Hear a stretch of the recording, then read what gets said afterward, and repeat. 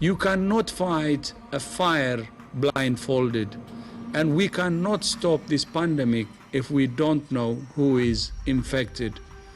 We have a simple message for all countries: test, test, test. Test every suspected case. Ya, negara manapun memang tidak bisa melawan virus corona baru atau COVID-19 dengan mata tertutup. Pesan Direktur Jenderal Organisasi Kesehatan Dunia WHO tadi memang sederhana. Tapi untuk melaksanakannya bukanlah hal sederhana. Termasuk bagi Indonesia, sebuah negeri yang panjangnya lebih dari 8.500 km dari timur ke barat.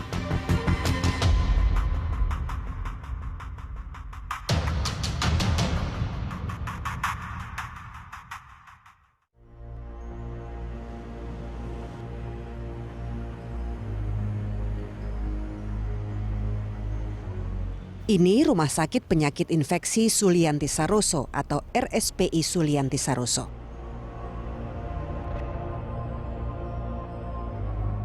Hingga 16 Maret lalu, rumah sakit ini secara khusus ditunjuk untuk menangani pasien COVID-19. Memang rumah sakit khusus, tapi RSPI Sulianti Saroso hanya punya 11 ruangan isolasi bertekanan negatif. 11 ruangan di sini penuh karena kasus positif COVID-19 terus bertambah. Semula di rumah sakit ini ada posko pelayanan siaga corona yang buka 24 jam. Tapi sekarang layanan pemeriksaan corona hanya sampai pukul 9 malam. Ini adalah gambar saat tim Indep menyambangi RSPI Sulianti Saroso 17 Maret lalu. Warga yang datang dengan gejala demam, batuk, pilek bakal diminta melakukan screening awal di Poli Medical Check-up. Ada tes darah dan ronsen, tapi jika disertai dengan keluhan sesak nafas, akan ada penanganan lebih spesifik.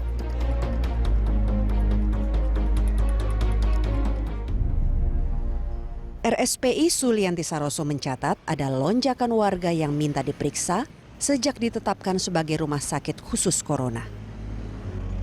Mereka rata-rata adalah orang yang baru saja melakukan perjalanan dari negara yang terpapar COVID-19 atau pernah kontak dengan pasien positif COVID-19. Screening awal yang dilakukan tidak termasuk pemeriksaan swab tenggorokan. Tes swab hanya diperuntukkan bagi mereka yang masuk kategori pasien dalam pengawasan. Tes swab merupakan rangkaian tes pengambilan sampel lendir hidung dan tenggorokan. Saat ini, pemerintah hanya memiliki 12 laboratorium untuk memeriksa sampel tes uji virus corona. 12 laboratorium tadi cuma menerima sampel yang dikirim dari fasilitas pelayanan kesehatan. Salah satu laboratorium yang bisa membaca spesimen suspek corona adalah Lembaga Biologi Molekuler Eijkman. Lembaga ini mengklaim mampu memeriksa 80 spesimen dalam satu hari. Namun, jika nantinya permintaan membludak, kemampuannya bisa ditingkatkan 2 kali lipat. Menimbang populasi Indonesia yang begitu besar dan begitu banyaknya pintu masuk ke negeri kita, pemerintah mesti siap menghadapi kemungkinan terburuk. Kita menyadari bahwa akan terjadi penambahan pasien yang cukup signifikan nantinya. Ini disebabkan karena satu, kontak tracing aktif kita laksanakan. Kemudian yang kedua, edukasi kepada masyarakat semakin gencar dilaksanakan. Sehingga kemudian masyarakat pun sudah mulai menyadari bahwa mereka pun juga harus waspada. Tenaga kesehatan di rumah sakit merupakan garda terdepan untuk melayani dan merawat pasien positif COVID-19. Tapi, siapkah fasilitas kesehatan di negeri kita jika terjadi lonjakan kasus COVID-19? Karena keberadaan ruang isolasi itu sebetulnya wajib untuk rumah sakit ini. Makanya dia dipilih sebagai rumah sakit rujukan untuk penanganan COVID-19. Kesenjangan yang saya perhatikan sekarang ini tampaknya bukan di masalah kemampuan untuk mengisolasinya. Tetapi ada banyak hal lain yang harus dipersiapkan. Contohnya adalah alat pelindung diri untuk petugas. Nah, ini yang harus dilihat kembali. Bagaimana kesiapan rumah sakit itu termasuk adalah ini. 9 hari setelah menunjuk Ahmad Yuryanto sebagai juru bicara pemerintah untuk penanganan virus corona, pemerintah membentuk gugus tugas percepatan penanganan COVID-19.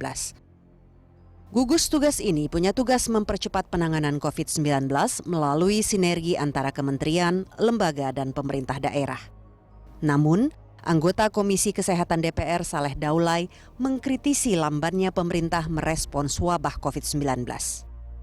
Menurut saya, pemerintah agak sedikit terlambat untuk membentuk gugus tugas yang kemarin ditetapkan melalui peraturan presiden itu.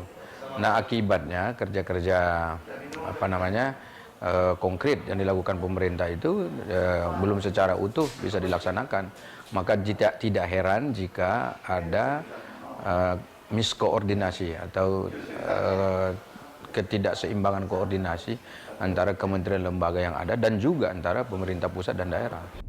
Saleh Daulay juga berharap fasilitas kesehatan bisa lebih cepat merespons warga kita yang pernah kontak dengan pasien positif COVID-19. Nah, kita percaya itu, tetapi memang indikasi-indikasi kesiapan itu harus ditunjukkan. Kesiapan itu macam-macam. Kesiapan tenaga ahlinya, baik medis maupun non-medis. Yang dimaksud dengan non-medis ya ahli-ahli peneliti yang ada di perguruan-perguruan tinggi. Ya mungkin mereka nggak bekerja sebagai dokter, tapi sebagai peneliti, misalnya ahli virus. Tidak seluruh pasien positif COVID-19 dirawat di rumah sakit. Ada skema lain yang dilakukan pemerintah. Itu dijelaskan Ahmad Yuryanto dalam keterangannya kepada wartawan 17 Maret lalu. Dari seluruh kasus ini sudah barang tentu yang kita curigai tidak seluruhnya kita rawat di rumah sakit. 172 adalah kasus yang dirawat di rumah sakit. Sementara masih ada puluhan lagi yang hasilnya masih negatif, tetapi gejalanya juga tidak terlalu berat. Kita minta untuk melakukan self-isolated di rumah. Apa yang disampaikan Ahmad Yuryanto tadi menerbitkan pertanyaan. Benarkah pemerintah mengontrol keadaan dengan baik? Bagaimana memastikan penderita COVID-19 yang dikarantina di rumah sendiri tidak menularkan virus tadi kepada orang lain?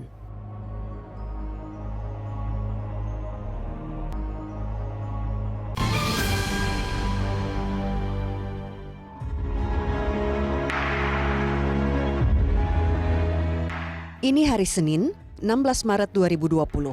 Tepat 2 pekan setelah Presiden Joko Widodo mengumumkan ada kasus positif virus corona baru atau COVID-19 di negeri kita. Tak ada lagi aktivitas belajar mengajar di Sekolah Dasar Negeri Tebet Barat 03 pagi. Seturut instruksi Gubernur DKI Jakarta Anies Baswedan, kegiatan belajar di kelas ditiadakan sementara. Sebagai gantinya, murid belajar dengan sistem jarak jauh. Ini bagian dari social distancing, yaitu mengurangi aktivitas di luar rumah dan interaksi dengan orang lain, serta mengurangi kontak tatap muka langsung. Jadi anak-anak kita kasih tugas, jadi materi lewat WA. Nanti setelah mereka kemudian soal-soal juga seperti tadi sudah kita adakan latihan, kita membuat soal lewat Google Form itu. Jadi kita kirim ke anak-anak, anak-anak menjawab, nanti dikirim kembali, tapi kita kasih waktu. Kebijakan ini rencananya dilaksanakan hingga 27 Maret mendatang. Ya, meski agenda ujian di tingkat SD bakal terimbas. Kalau tidak ada force major atau keadaan memaksa, mestinya ujian sekolah dilangsungkan pada 6 hingga 15 April nanti. Kami akan menunggu instruksi nanti apakah ditunda, karena nanti ini kan kita libur 2 pekan, belum sampai pada tanggal anak-anak ujian, sudah masuk lagi. Bagaimana dengan sekolah menengah pertama atau SMP? Sesuai dengan instruksi Anda bahwa pembelajaran di rumah dilakukan selama 14 hari, dimulai dari tanggal 16 sampai 29. Melihat kondisi yang ada nanti, bisa juga dicabut kalau memang kondisi membaik. Bahkan mungkin bisa diperpanjang kalau memang kondisinya lebih memburuk. Hal itu sudah kami persiapkan, kita kumpul dengan kawan-kawan guru untuk menyiapkan aplikasi yang kita gunakan untuk pembelajaran belajar di rumah. Adakah ini berpengaruh terhadap penyelenggaraan ujian nasional tingkat SMP? Minggu ini ada ujian praktek, mereka kalau SMP kan nanti setelah tanggal 20 April. Tapi pada ujian sekolah pun, kita tetap masih menunggu instruksi. Motivasi karena tetap kita jaga, terutama anak kami kelas 9, yang sebenarnya mereka akan ujian nasional dengan kondisi seperti ini. Ya kami berharap tidak down.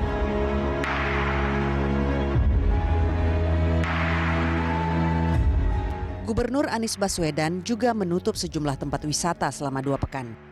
Sekarang, pelesiran ke Monas, Ragunan, hingga museum-museum di ibu kota tak bisa dilakukan.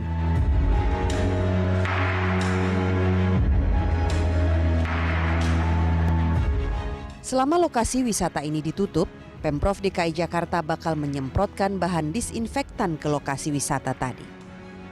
Sekarang kan yang diputuskan untuk menekan itu adalah dengan social distancing. Kenapa social distancing ini dilakukan? Pertimbangannya adalah karena semakin banyak diduga kasus-kasus asimptomatis itu semakin banyak. Artinya kalau yang asimptomatis ini kan nggak bisa dikenali. Mau melakukan kontak tracing juga nggak bisa, orang nggak ketahuan.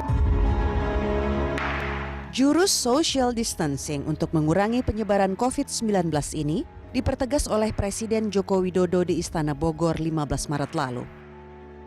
Dengan kondisi ini, saatnya kita kerja dari rumah, belajar dari rumah, ibadah di rumah. Inilah saatnya bekerja bersama-sama, saling tolong-menolong, dan bersatu padu, gotong royong. Kita ingin ini menjadi sebuah gerakan masyarakat agar masalah COVID-19 ini bisa tertangani dengan maksimal. Bukan tanpa alasan Presiden mengimbau masyarakat agar beraktivitas dari rumah. Sebab kerumunan orang diduga rentan menjadi sumber penularan.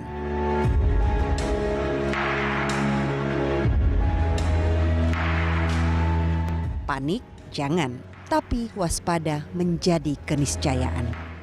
Termasuk di moda transportasi publik semacam kereta komuter lain yang mengangkut kurang lebih 1 juta orang pergi pulang Jakarta dan sekitarnya.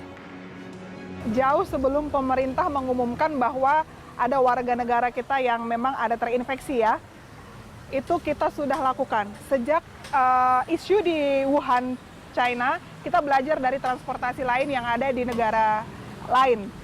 Itu apa yang kami kampanyekan, menggunakan masker bagi yang lansia, kemudian yang sedang sakit, bersin flu, kemudian cuci tangan dengan benar, menjaga kesehatan, bahkan kami membuat pengecekan kesehatan gratis, di mana kami melakukan kampanye, kemudian pengecekan suhu tubuh. Sejak itu kita melakukan program memberikan hand sanitizer ya. Selain itu, PT KCI juga membersihkan 1.100 unit KRL dan menyemprotkan disinfektan setiap hari untuk menekan penyebaran virus corona baru. Jadi sebelum juga terjadi COVID-19, bahwa KCI sudah rutin melakukan pencucian kereta setelah beroperasi dengan menggunakan desinfektan dan fumigasi sebagai antisipasi untuk penyebaran hama dan demam berdarah saat ini. Ya.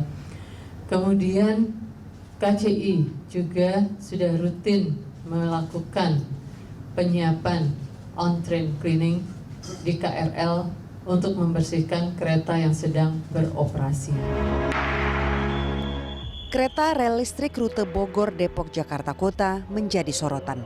Pasalnya di awal Maret lalu, menurut data internal DKI Jakarta, potensi risiko kontaminasi terbesar virus corona berada di area rute KRL ini. Sebenarnya sudah diklarifikasi ya sama Pemprov, kemarin Dishub juga datang ke sini, timnya, bahwa memang itu mereka sedang melakukan simulasi sebenarnya. Tetapi itu foto itu viral, kemudian memberikan asumsi bahwa KRL itu menjadi salah satu. Tapi itu as a reminder to us gitu ya. Tidak bisa dipungkiri bahwa 69% dari totali 1 tahun hampir 400 juta penumpang itu datang dari sana, datang dari Bogor dan Depok. Depok yang dilalui KRL memang merupakan daerah pertama yang warganya dikonfirmasi positif COVID-19 pada 2 Maret lalu. 2 warga kota ini, yaitu pasien nomor 1 dan nomor 2, positif COVID-19 setelah tertular virus ini dari warga Jepang. Syukurlah 2 warga Depok tadi plus pasien nomor 03 telah dinyatakan sembuh. Tapi masalah belum kelar karena negeri kita termasuk Depok belum bebas dari COVID-19. Pertama melakukan sosialisasi internal tentang kewaspadaan terhadap pneumonia novel coronavirus pada unit-unit terkait. Nah, saya belajar dari hari pertama outbreak dari COVID-19 ini, itu jadi memang untuk penanganannya kita lebih kepada bagaimana menciptakan suasana masyarakat ini tetap kondusif, tetap tenang, ya. Nah, di tengah-tengah ketegangan itulah kita waspada dan tidak menyepelekan juga masalah virus ini. Jika Depok mengaku punya koordinasi baik dengan pusat, Komisi Kesehatan DPR punya catatan menyangkut koordinasi antara pusat dan sejumlah daerah dalam menangani wabah COVID-19 ini. Menurut saya memang ini harus dibentuk pola kerja yang benar. Hubungan kerja relasional antara pemerintah pusat dan pemerintah daerah itu harus jelas. Apa saja yang boleh dikerjakan oleh pemerintah daerah, apa saja yang harus dikerjakan pemerintah daerah, apa saja yang tidak boleh mereka kerjakan. Koordinasi itu menjadi penting. Untuk apa? Untuk menyamakan langkah, menyamakan persepsi, menyamakan visi untuk supaya ini cepat ditangani.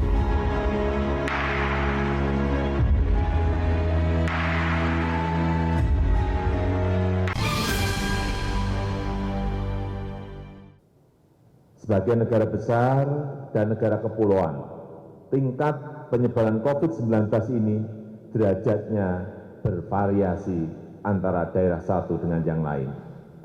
Oleh karena itu, saya minta kepada seluruh gubernur, kepada seluruh bupati, kepada seluruh wali kota, untuk terus memonitor kondisi daerah dan terus berkonsultasi dengan pakar medis dalam menelaah setiap situasi.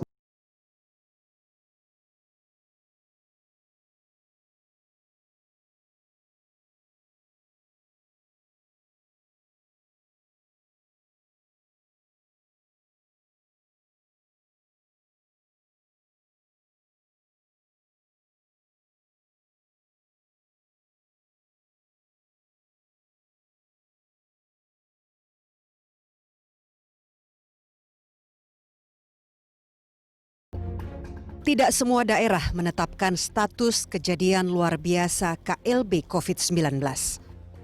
Kebijakan antar daerah tidak sama. DKI Jakarta, wilayah yang tercatat paling banyak kasus positif corona misalnya, memutuskan membuka peta sebaran pasien positif COVID-19. Peta ini ditampilkan lewat situs corona.jakarta.go.id. Tujuannya agar masyarakat waspada terhadap pandemi virus ini. Selain Jakarta, sejumlah daerah seperti Banten, Jawa Barat, Jawa Tengah, dan Yogyakarta melakukan langkah yang sama. Minus Jawa Timur, 4 provinsi tadi membuat peta sebaran COVID-19. Peta tadi juga memuat warga yang masuk kategori orang dalam pemantauan (ODP) dan pasien dalam pengawasan (PDP). Negara kita ini merupakan negara kesatuan, bukan federasi. Tapi ini dia kebijakan menyangkut penanganan virus corona. Sejumlah daerah membuka peta sebaran kasus COVID-19. Tapi pemerintah pusat memilih tidak menyebutkan wilayah yang punya kasus positif COVID-19. Alasannya, virus ini tidak identik dengan daerah atau geografi tertentu, melainkan mengikuti pergerakan orang. Padahal, Pasal 154 Undang-Undang Kesehatan menyebutkan, pemerintah wajib mengumumkan wilayah yang menjadi sumber penularan penyakit ke masyarakat.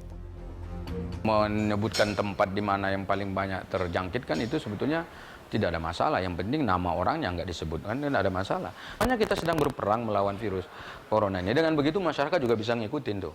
Oh, kalau ini bahaya dong kalau saya pergi ke sana. Kalau kita sudah membuka diri kepada publik, ya penanganannya juga insya Allah akan lebih mudah. Ya sama-sama membentuk kesadaran, punya musuh bersama yang namanya virus corona itu. Belakangan, setelah mendapat kritik dari kanan-kiri karena dianggap tidak transparan, pemerintah pusat mengumumkan kasus positif COVID-19 beserta daerahnya. Namun seharusnya tak berhenti di situ saja. Yang tak kalah penting adalah membuka data daerah yang masuk ke dalam riwayat perjalanan pasien positif COVID-19. Lagi-lagi, ini untuk meningkatkan kewaspadaan warga.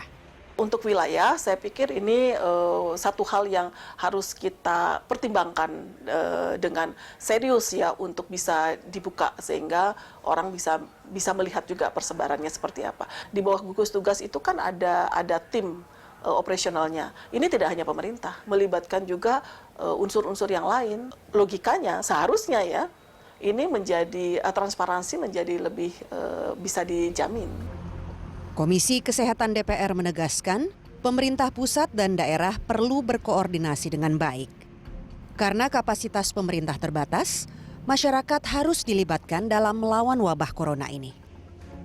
Dia harus melakukan edukasi, kemudian sosialisasi, gunanya supaya seluruh warga negara ini memiliki kesadaran.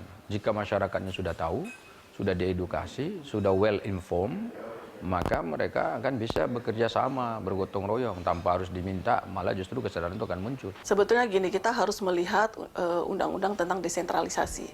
Karena kan pemerintahan kita ini bukan pemerintahan yang sentralistik ya.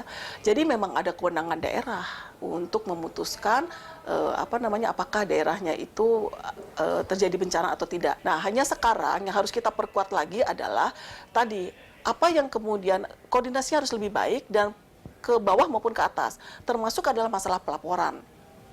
Supaya apa yang terjadi di daerah, pusat juga tahu, sebaliknya apa yang menjadi keputusan dari pusat itu juga diimplementasikan di tingkat daerah. Yang jelas, pandemi COVID-19 tidak bisa ditanggulangi secara parsial.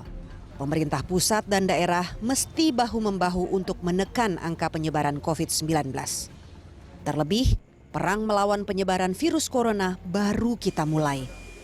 Kita semua dengan pemerintah sebagai tulang punggung perlu gotong royong untuk melawan virus ini. Yakinlah, bersama kita bisa.